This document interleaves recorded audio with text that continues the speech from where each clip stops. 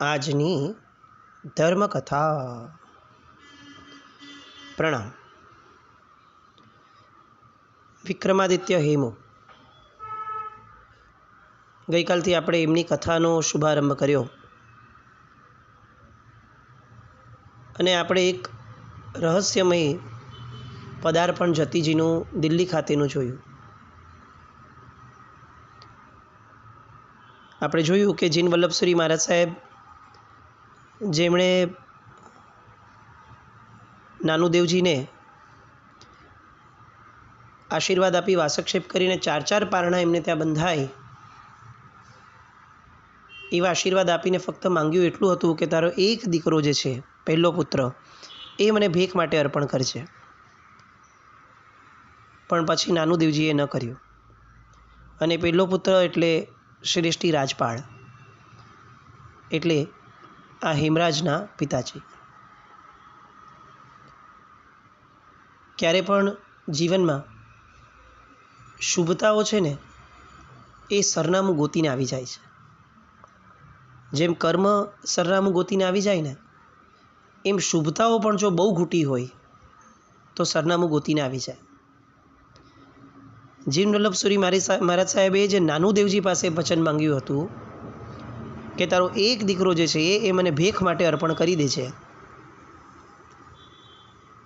એ નાનુદેવજીએ ન માન્યું તો આજે પરિસ્થિતિ એવી આવીને ઊભી રહી કે કોઈક બીજા જતીજી, એ જ પ્રથમ દીકરા એમના રાજપાળ, એમના પુત્ર પાસે અત્યારે જૈન શાસન માટેની ભેખ ધરાવવા માટેની વાત મૂકવા આવ્યા છે. આ હેમરાજ જોનપુરની પ્રસિદ્ધ શાળામાં ભણેલા, નાની ઉંમરમાં જ સુબાની કૃપા મેળવેલી. એ સુબો જે હતો એ એમને હેમુજી કહીને બોલાવતા. પણ રાજપાળજીને બહુ જ મનમાં હતું કે મારે એને રાજકીય ખટપટોથી મારા દીકરાને દૂર રાખવો છે. એટલે એમણે ઝવેરીનો ધંધો શીખવ્યો અને હેમરાજે થોડા વખતની અંદરમાં આ ઝવેરીના ધંધાની અંદરમાં ભારે નામના મેળવી. આખી દિલ્હીમાં એમની શાખ અજોડ હતી. નવાબો, સુબાઓ, સુલતાનો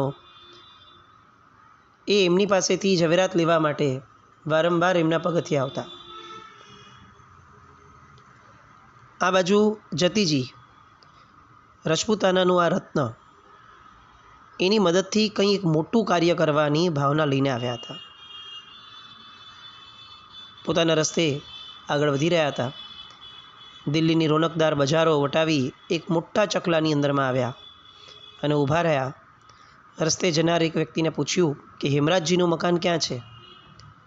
અને એકે આંગળી ચીંધીને બતાવ્યું કે જો આ હેમરાજજીનું મકાન. બહારથી મકાન જોયું, સાદી કોતરણીવાળું અને એક સફેદીથી મઢેલું મકાન. કેટલેક ઠેકાણે લાલ રંગની ઈંટોનું અને સાદા આછા રંગનું ચિત્રકામ. બહારથી જોનારને અંદરના વૈભવની કલ્પના પણ ન આવે એવું એ મકાન. આ આપણે ત્યાંની વિશેષતાઓ હતી. અત્યારે જે આપણે ઇન્ટિરિયર કે જે બધા માટે લાખો રૂપિયા ખર્ચીએ છીએ, આપણી પ્રજા, આપણા પૂર્વજો આવા નહોતા. આપણે ત્યાં આપણા વૈભવને ખુલ્લો મૂકવાની ક્યારેય પરંપરા જ નહોતી. એક બહુ સરસ વાત આપણે ત્યાં પ્રચલનમાં હતી કે સ્ત્રીનું શીલ અને પુરુષનો પૈસો એ ક્યારેય પ્રદર્શનમાં ન જાય. જ્યારથી સ્ત્રીનું રૂપ પ્રદર્શનમાં આવ્યું અને પુરુષનો પૈસો પ્રદર્શનમાં આવ્યો, ત્યારથી આપણે વાણિયાઓ, ગુજરાતી, જૈનો, આ બધાનું અધપતન નક્કી શરૂ થયું છે.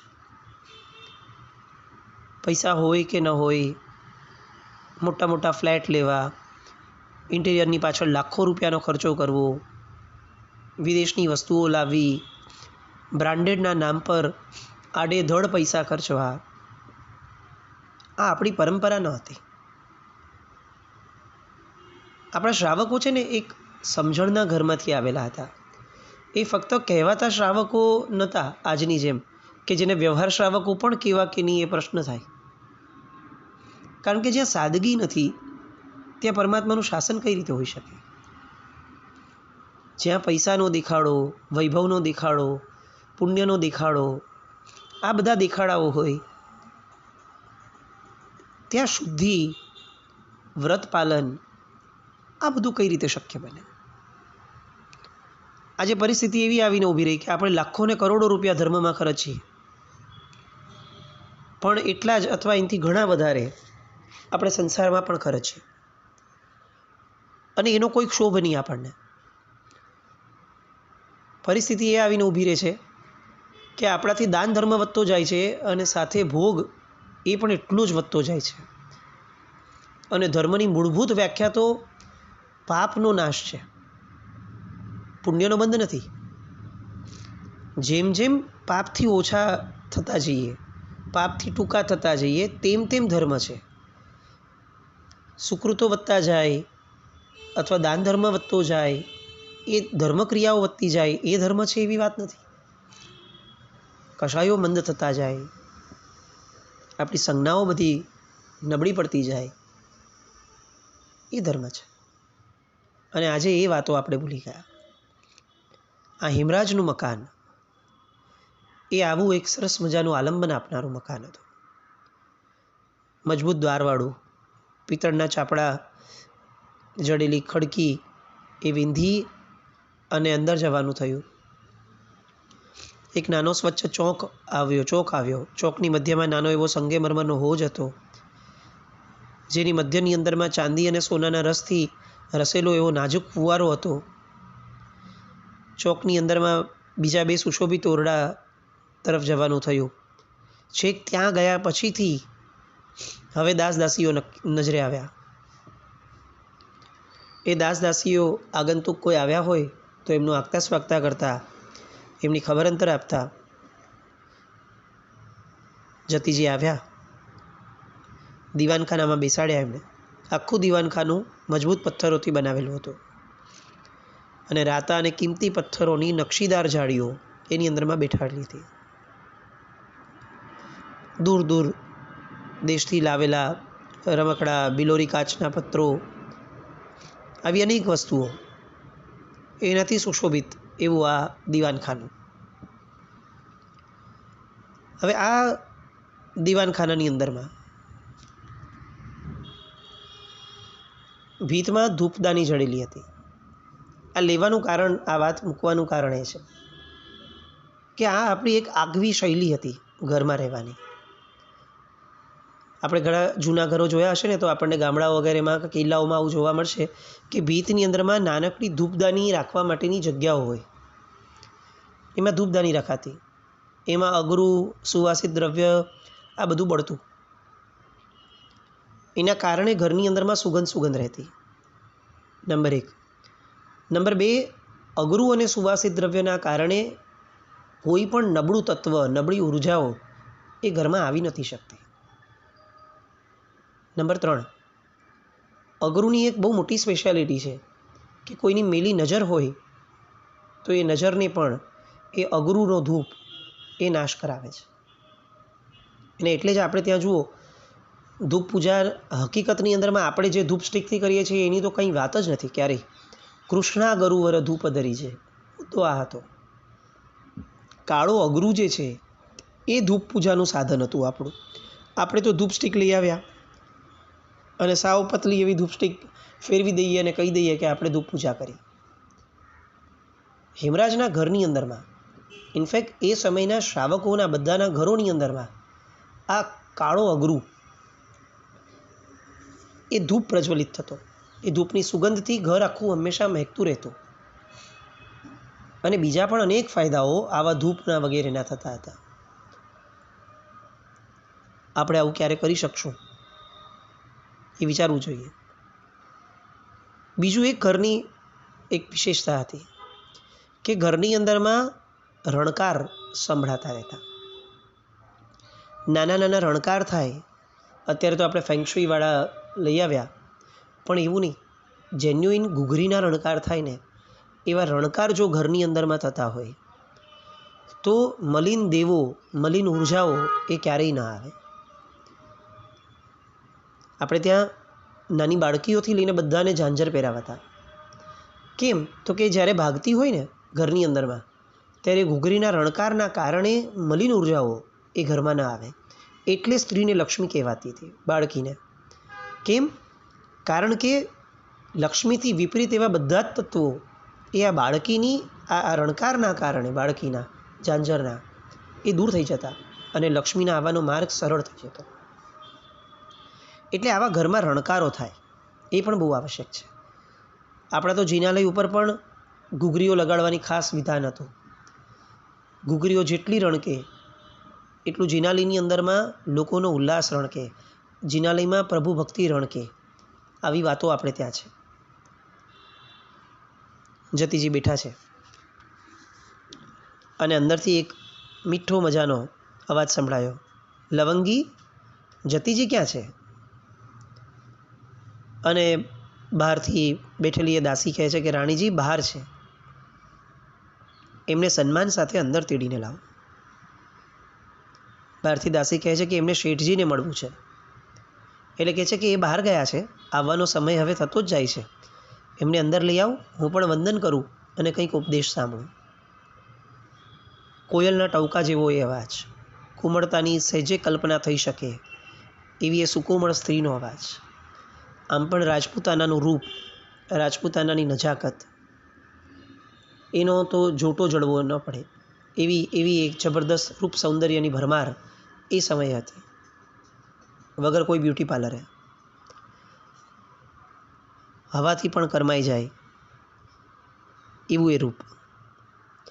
અને એક જાજરમાન સ્ત્રી બહાર આવતી દેખાય. એની કાયા જેટલી ઊંચી હતી એટલી જ શરીરને શોભાવે એટલી સ્થૂળ હતી. મોટું માથું, મોટી આંખો, લાંબા સશક્ત બાહુ શરીરના સામર્થ્યને બતાવતા હતા. મોટી ઘેરવાળો બુટ્ટાદાર ચણિયો અને મસ્તક પર ગુલાબી સાડું એ ઓઢ્યો હતો. આંખોમાં છલકતું કાજળ ભર્યું હતું. હાથ પર તાજી મહેંદીની લાલાશ ચમકતી હતી. હાથમાં હાથીદાંતના મોટા ચૂડા હતા. કમર ઉપર પાની સુધી ઢળકતી સુવર્ણની કટી મખલા એ ધારણ કરેલી હતી. 16 શણગાર ધારણ કરેલી એ સુંદરીના કપાળ ઉપર રત્નજરિત દામણી, કાનમાં કર્ણફૂલ, નાકમાં મોટી નકવેસર, શંખાકાર કંઠમાં હાર, ત્રેઢિયું, મૂઠ વગેરે અલંકારો હતા. આ ગજગામિની જેવી સ્ત્રી એ ગજગામિનીની જેમ જ ડગલા ભરતી ભરતી જતીજીની સમક્ષ આવવા લાગી. એની ગતિમાં ડોલન હતું અને જતીજીની સામે આવ્યા. મથ્થ એણ વંદામી કરે છે, બે હાથ જોડી પંચાંગ નમસ્કાર કરે છે. જતીજી સ્વસ્થતાથી કહે છે, ધર્મલાભબેન, સુખશાતામાં મહારાજ. અને હાથ જોડીને ઊભેલી એ દેવસુંદરી જેવી સુંદરી, એનું મુગ્ધ કરે એવું આકર્ષણ પણ દેવગુરુ ધર્મપસાઈ બોલી જતીજી એટલી જ સ્વસ્થતાથી આંખ નીચી રાખી અને એમની સાથે વાત કરતા હતા. આ હતી આપણી પવિત્રતાની ધારા. શ્રેષ્ઠીજી ક્યાં છે? જતીજીએ પ્રશ્ન કર્યો. અને રાણીબાએ કીધું કે નગરમાં વ્યાપાર અર્થે ગયા છે, હમણાં આવતા જ હશે. જતીજીને બેસવા માટે કહ્યું. જતીજીએ સામાન્ય રીતે એમનું નામ પૂછ્યું કે તમારું નામ? અને એમ કહે છે કુંદન દેવી. ક્યાંના છો? બીજો પ્રશ્ન. લાહોરના. અને બાજુમાં દાસી હતી એ કહે છે કે સુરતિંગજી શ્રેષ્ઠીના પુત્રી છે અમારા રાણીજી. અને ત્યારે જતીજી કહે છે કે ભાગ્યશાળી છો તમે બંને પક્ષે, પિતૃપક્ષે અને શ્વશુર પક્ષે. દેવગુરુ ધર્મની કૃપા છે મહારાજ. આવું કહી અને કુંદન દેવી હાથ છોડીને નમ્રતા બતાવે છે. એટલી વારમાં જ અવાજ આવ્યો અને કુંદન દેવીએ કહ્યું કે આજે કંઈક વહેલા આવ્યા લાગે છે, તેઓ આવી ગયા છે. અને જતીજીની આંખો દરવાજા તરફ ખેંચાઈ. જેને મળવા માટે છેક મેવાડથી આવ્યા છે, જેને મળવા માટે ફક્ત વિહાર કરીને આવ્યા છે એવું નહીં, જેને મળ્યા પછીથી આંખની અંદરમાં રહેલા અનેક શમણાઓ એને સાકાર કરવા માટેની એક અંદરની તત્પરતા છે, જેને મળ્યા પછીથી એક નવો ઇતિહાસ સર્જવા માટેની ખેવના છે. એ વ્યક્તિ કેવો દેખાતો હશે એની કલ્પના હવે આ જતીજી કરવા લાગે છે. અને થોડી વારમાં દરવાજાને ભરી દેતી એક વ્યક્તિ નજરે પડે છે. પડછંદ એની કાયા, ચુસ્ત ચૂડીદાર સુરવાલ ને મોટી ઘેરવાળી અચકન, કમર પર રેશમી શેલાની ભેટ, માથા પર મેવાતી સોનેરી પટ્ટાવાળી પાઈ, કાનમાં બહુમૂલ્ય મોતીના કુંડળો, ડોકમાં એક મોટો હાર. અને સામાન્ય રીતે જ જોનાર વ્યક્તિને પહેરનારની સમૃદ્ધિનું ભાન કરાવી દે એવા કિંમતી અલંકારો, વિશાળ લલાટ, સુંદર તિલકથી જોનારને આંજી નાખે એવું લલાટ, પગમાં ભરત ભરેલી સુંદર મોજડી, અંદર પ્રવેશતા જ એક દાસે મોજડીઓ ઉતારી લીધી. તેજ અને તાકાતથી ઝળહળતો પુરુષ આગળ વધ્યો. એની પાછળ એક નાની આવૃત્તિ જેવો એક કુમાર આવતો હતો. ખ્યાલ આવતું કે આ હેમરાજનો પુત્ર હશે. બંનેને જતીજીએ જોયા, દૂરથી હાથ જોડ્યા. જતીજીને ઓળખતા વાર ન લાગી કે આ જ શ્રેષ્ઠીવર્ય હેમરાજજી હશે. મત્થ એણ વંદામી કહી અને શ્રેષ્ઠીવર્ય હેમરાજજીએ નમસ્કાર કર્યા, બે હાથ જોડ્યા. લાંબી પુષ્ટ આંગળી પરની હીરાજડિત મુદ્રાઓ એ તેજ પણ વેરી રહી. ધર્મલાભ, જતીજીએ કહ્યું. અને ત્યારે કુંદન દેવી કહે છે કે મહારાજ શ્રી ક્યારના તમારી રાહ જોઈ રહ્યા હતા.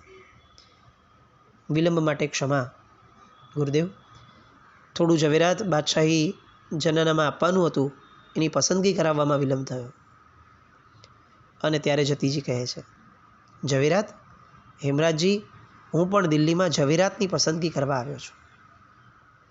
અને પોતાની કમરમાં છુપાવેલો એક પત્ર એ કાઢી અને હેમરાજજીને આપે છે.